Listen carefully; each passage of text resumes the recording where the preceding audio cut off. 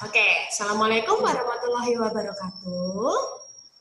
Waalaikumsalam warahmatullahi wabarakatuh. Oke, meskipun cuma kita seorang, tetap semangat ya. Nanti mungkin teman-temannya akan nyusul di jam-jam 9 mungkin ya.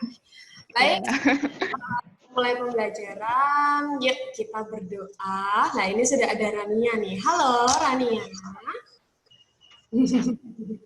Suaranya Kak Vida kedengeran di situ? Stabil nggak internet? Kedengeran. Oke, kedengeran. Kedengeran kok. Ada Gita dan Rania. Bisa saling lihat kah kalian? Enggak. Oh enggak ya? Ya udah. Kalau gitu, yuk kita berdoa dulu supaya aktivitas pembelajaran kita pada pagi hari ini berjalan dengan baik dan lancar. Amin. Berdoa mulai.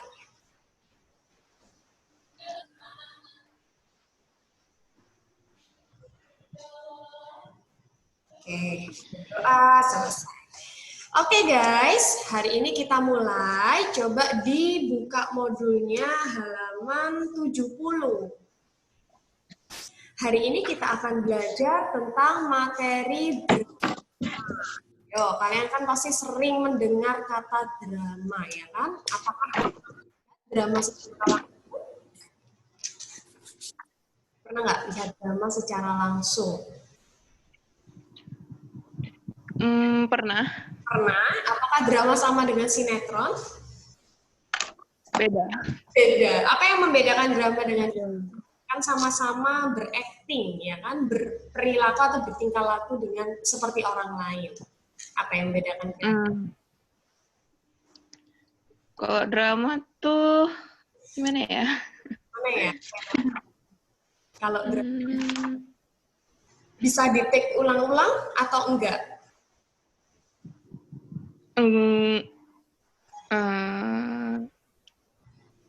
Misalkan salahnya orangnya, habis itu, oh salah, diulang gitu. Tidak ya.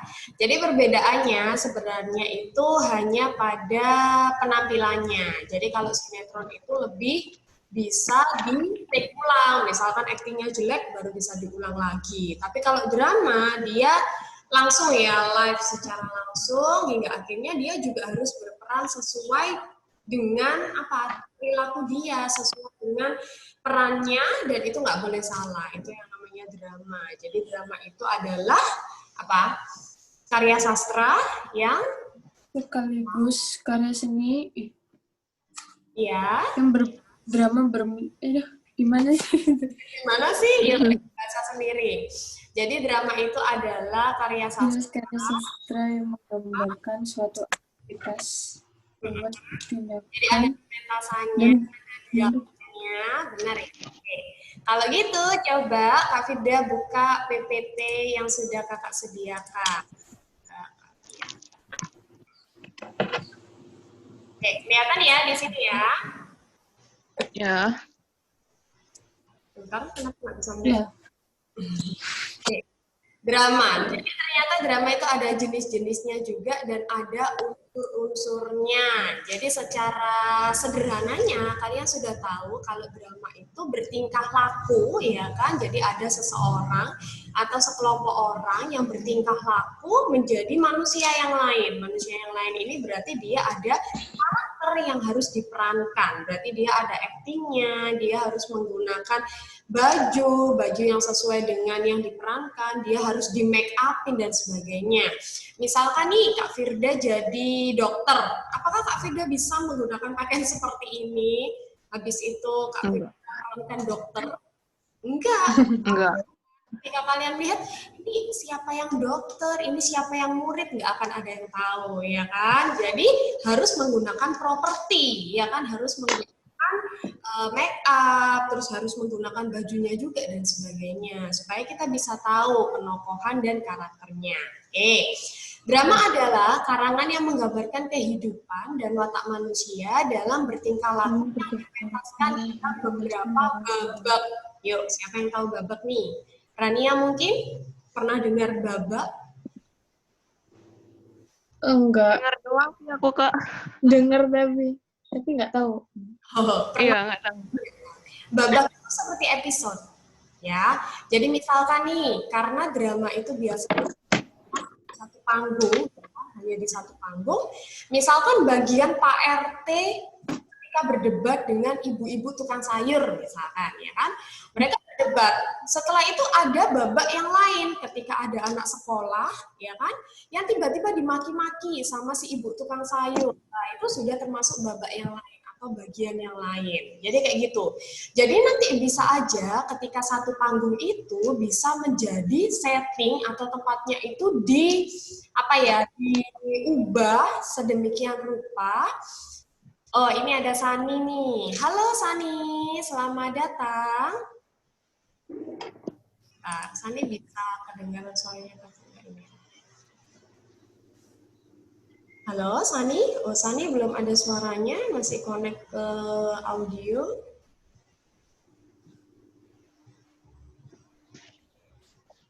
Kak, ini suaranya kadang muncul, kadang hilang loh, Kak. Iya. Iya benar. Jadi lambat gitu. Lambat gitu nggak?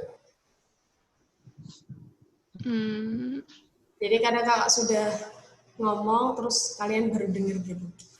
Iya. Bukan delay gitu sih, tapi kayak nggak ada suara gitu. Ngomong itu tiba-tiba nggak ada suara. Iya, internetnya. Iya. Oke, halo Sani, selamat pagi. Sani bisa dengar suaranya Kak Firda?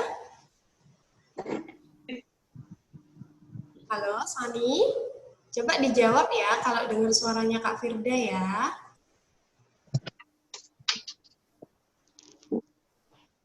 Halo Sani. Dia masih tidak bersuara. Masih belum kedengaran suaranya Kak Firda, Sani.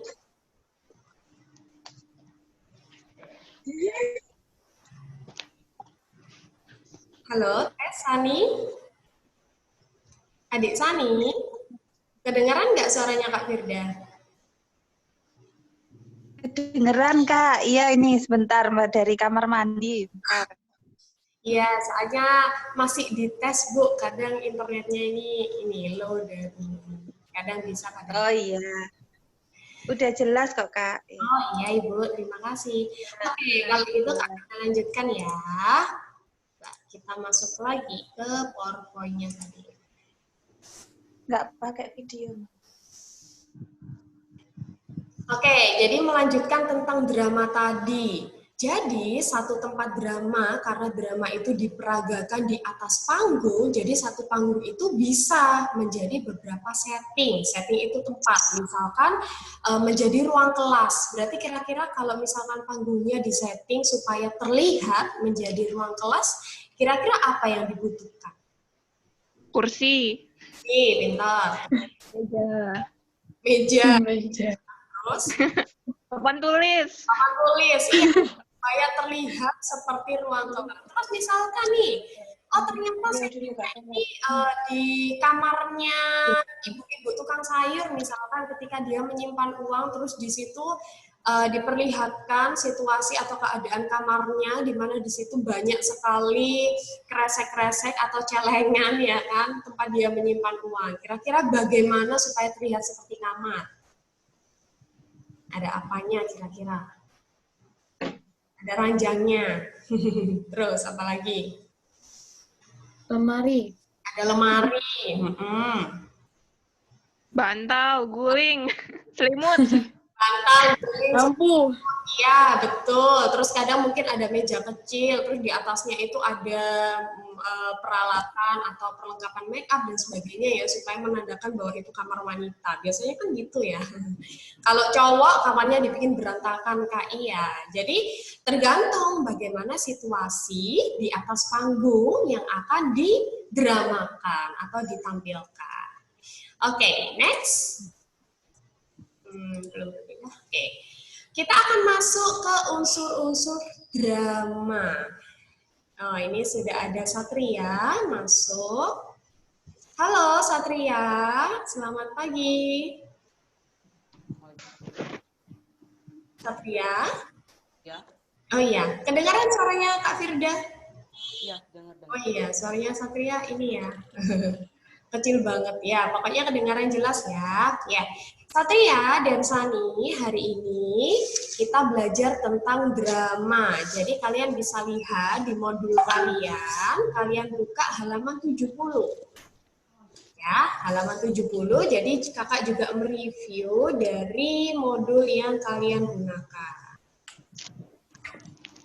Oke ya, sekarang kita ke unsur-unsur drama dulu. Jadi nanti selain ada unsur drama juga ada jenis-jenisnya. Unsurnya dibagi menjadi dua, ada unsur intrinsik dan unsur ekstrinsik. Intrinsik, apa itu unsur intrinsik? Yuk, ada yang tahu apakah itu unsur intrinsik?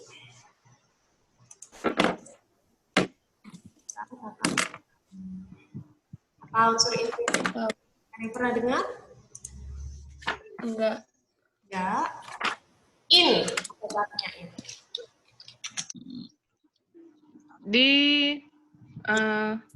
Yang dibutuhkan di dalam cerita. Ini tuh di dalam, berarti unsur yang berasal dari dalam drama. Jadi unsur yang membangun atau unsur yang membangun sebuah drama. Nah, misalkan nih, di dalam drama itu pasti kan ada banyak unsur. Ibaratnya rumah, kalian itu butuh genteng, butuh tembok, butuh batu bata, ya kan? Butuh jendela, butuh lantai, dan sebagainya, supaya bangunannya, supaya rumahnya itu bisa terbangun. Nah, sama nih, seperti drama. Kira-kira di dalam drama, itu ada unsur apa aja sih yang dibutuhkan supaya dramanya bisa jadi atau bisa jalan?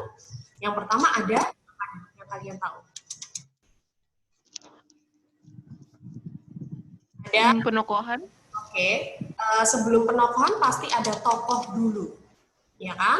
Tokoh adalah atau pelaku yang ada di dalam sebuah cerita.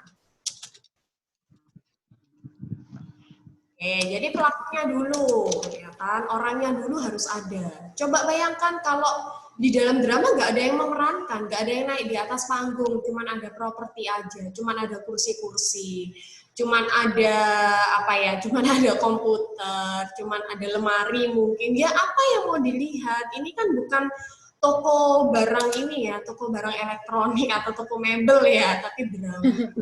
Oke, selain tokoh, ternyata punya temen nih si tokoh, yaitu penokohan.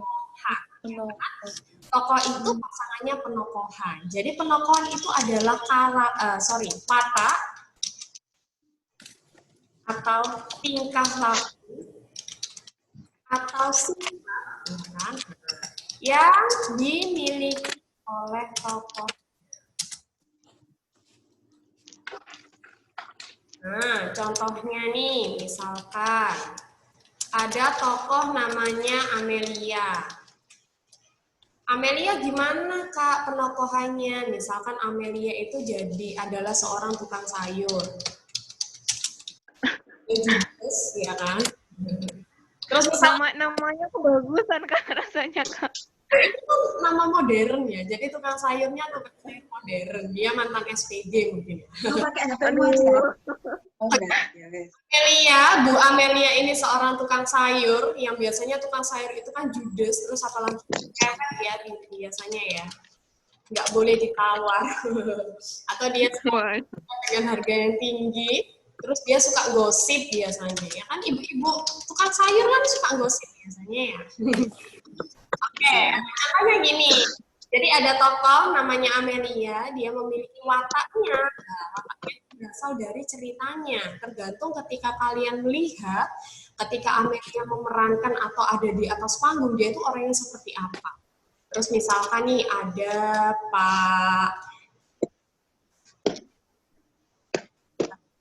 yang cowok, misalkan Pak RT. Nah, yang kalian tahu Pak RT itu biasanya itu sifatnya seperti apa? Seperti apa? Nggak tahu Kak, nggak pernah ketemu Pak RT. Ya, kalau Pak Presiden nggak tahu juga. Yuk, coba Satria nih, Satria tahu Pak RT? Pak RT. Ya enggak sih. Oh, enggak sih. Enggak sih pakai S ya. Siapa RT? Enggak. Jadi dia tuh seperti leader di sebuah kompleks, Satria. Di sebuah desa, leader. Oh. Supervisor area. Gimana kira-kira Pak RT-nya itu kelihatannya orang yang seperti apa? Jahatkah, Sat? Hah? Pak RT itu jahat? Apa? Oh, enggak. Baik ya berarti. Oke, kakak tulis berarti. Kalau nggak jahat berarti baik.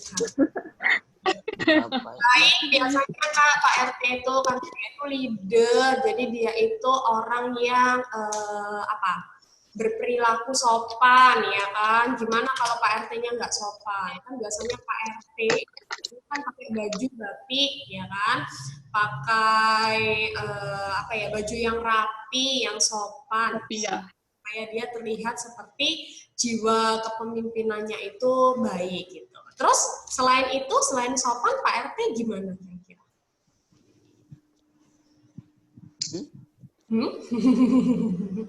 Sani mungkin? Yuk, Sani tahu Pak RT ya? Ya. Satria ini. Ya, menurut Sani Pak RT itu selain baik, sopan, Pak RT di rumahnya Sani gimana deh? Papanya Sani Pak RT. Iya, papanya Sani Pak RT. Iya, Papa gimana berarti Sani? Bertanggung jawab atau gimana? Gimana menurut Sani? Ketika Papa bertemu dengan orang-orang, ya kan, mungkin minta surat keterangan dan sebagainya. Papanya Sani. Aduh, kakak salah ini ya. Oke ya, kakak tulis. Pastinya dia bertanggung jawab, ya, ingin melayani masyarakat di kampungnya supaya bisa memberikan pelayanan yang terbaik. Saya gitu. Oke ya. Yang ketiga, selain tokoh dan penokohan, ada apa lagi kira-kira? Yuk, supaya drama itu kakak Alur. Alur. Oke, good. Alur. Alur itu adalah jalan Cerita. jalan cerita atau tahapan di dalam. Nah, gimana itu Kak contohnya, Kak? Jadi alur itu jalan cerita, biasanya dia berbentuk segitiga. Gimana Kak maksudnya? Jadi, misalkan nih, ketika kakak nggak bisa gambar segitiga ya di sini ya.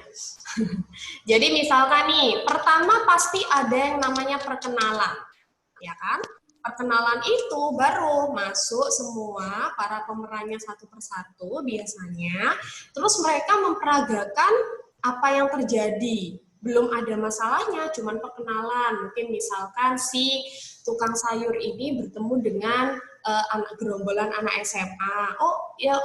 Jadi tokohnya itu ada gerombolan anak SMA, ada tukang sayur yang melakukan dialog. Terus lama-kelamaan, nah barulah ada yang namanya permasalahan. Karena di dalam cerita itu pasti nggak mungkin kalau nggak ada masalah, ya kan? Setelah perkenalan, kan kalau kalian kenalan itu kan biasanya ada masalah ya, mungkin salah paham, atau mungkin marah-marah ke temennya, atau mungkin sakit hati dan sebagainya. Nah itu mulai masalah, karena masalah itu ada karena bertemunya orang satu dengan orang yang lain. Jadi di dalam drama juga sama, ada perkenalan dulu, terus dia masuk ke permasalahan. Bisa aja nih Bu Amelia tiba-tiba karena merasa bahwa anak-anak SMA yang bergerombol tersebut itu melakukan perbuatan yang tidak baik, atau kok pakai seragam gerombol di pos misalkan gitu. Akhirnya Bu Amelia karena dia cerewet ya, ini ya, karena otaknya Bu Amelia ini cerewet dan judes, akhirnya Bu Amelia memarahi si gerombolan anak tersebut. Lah, itu yang namanya permasalahan. Setelah permasalahan naik lagi, karena tahapannya segitiga ya, jadi bisa dikatakan permasalahan itu di titik terbawah, terus perkenalan di titik terbawah, terus mau naik ke permasalahan, terus puncaknya itu ada yang namanya konflik. Puncak konflik atau klimaks. Nah, gimana kira-kira klimaksnya ini? Setelah anak SMA, gerombolan anak SMA tersebut dimarahin misalkan, terus mengakibatkan permasalahan, anak SMA-nya nggak terima, mengeroyok Bu Amelia, misalkan gitu ya. Ah, ibu ini sudah tua, misalkan. Oh, ikut-ikutan aja, misalkan kayak gitu ya kan. Bu Amelia dikepung sama gerombolan anak SMA. Itu sudah masuk ke puncak masalah atau konflik. Ya, setelah itu apa yang terjadi kira-kira? Ada tahap apa? Sudah naik ke atas, dia akan turun lagi, ya kan? Artinya dia nggak bisa ke atas lagi, Penyelesaian. ada di tengah. Nah, dia menurun menjadi penyelesaian. Kalau penyelesaian itu berarti dia apa? Sudah nggak konflik lagi, tiba-tiba ada Pak RT, misalkan Pak RT datang, loh ada apa ini, kok rame-rame, ya kan, bisa aja kayak gitu. Terus setelah penyelesaiannya itu kan sudah nggak marah-marah nih, Bu Amelia menjelaskan, terus si gerombolan anak SMA itu juga dikasih tahu sama Pak RT-nya, terus akhirnya menjadi akhir cerita. Jadi akhir ceritanya itu tergantung, ada sad ending, ada happy ending, atau enggak dua-duanya juga ada. Jadi itu namanya tahap jalan cerita. Biasanya The answer question. oke. Sampai sini ada yang ditanyakan dulu? Enggak. Enggak ada. Iya, harusnya kakak menampilkan drama ya. Sebentar, kakak mau share PowerPoint lagi. Oke, coba kita lihat di sini. Terus ada tema juga. Yuk, apa itu tema? Apa bedanya tema dengan judul? Ada yang tahu? Sebentar, nggak stabil internetnya. Nggak stabil. Sudah? Putus-putus nggak suaranya kakak di sana? Enggak. Cuman tadi enggak kedengaran yang kakak bilang. Iya, unstabil ya. Jadi memang internetnya, mohon maaf. Oke, tema. Tema itu berbeda dengan judul, ya, Dek ya. Jadi tema itu lebih ke bingkainya atau lebih luasnya. Bentar, share lagi. Oke, tema. Jadi tema itu berbeda dengan judul. Perbedaannya apa, Kak? Kalau judul itu lebih spesifik, tapi tema itu seperti bingkai ceritanya atau topik umumnya.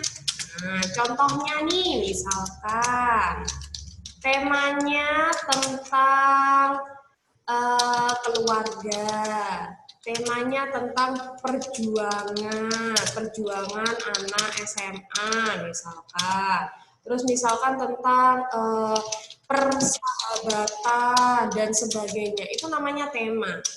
Tapi kalau judul dia lebih spesifik, ya kan? Kalau judul kan baru, misalkan judulnya itu lebih spesifik, contohnya. Yuk, ada yang bisa ngarang judul di dalam drama? Misalkan permasalahan di kampung rambutan misalkan. Nah, dia lebih spesifik. Kira-kira nih dari judulnya permasalahan di kampung rambutan, kira-kira temanya apa?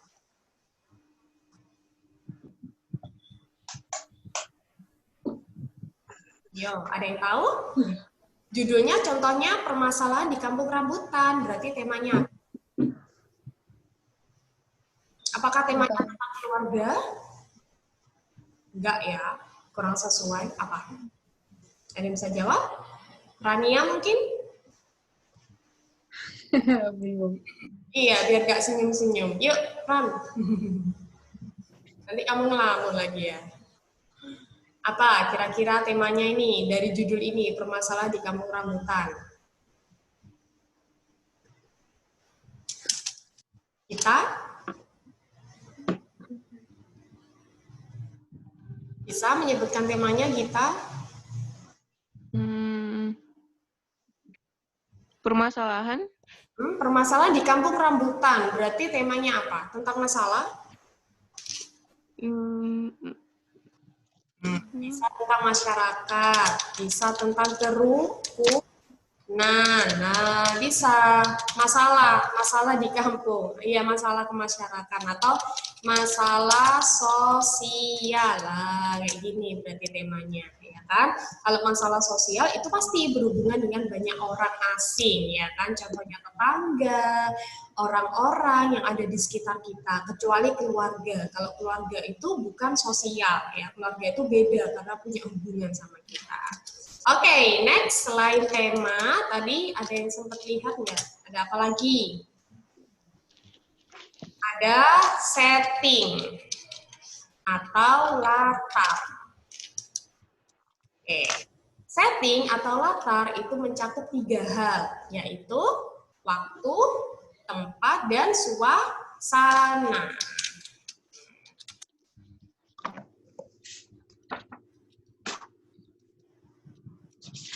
Nah, kalau setting di dalam drama, waktu, tempat, dan suasananya itu ditampilkan di atas panggung, karena dia memang seni peran yang ditampilkan secara langsung. Jadi, seperti yang kakak kasih tahu tadi, jadi misalkan tempat setting kayak rumah sakit, karena sekarang kan lagi booming sekali ya wabah corona, ya kan.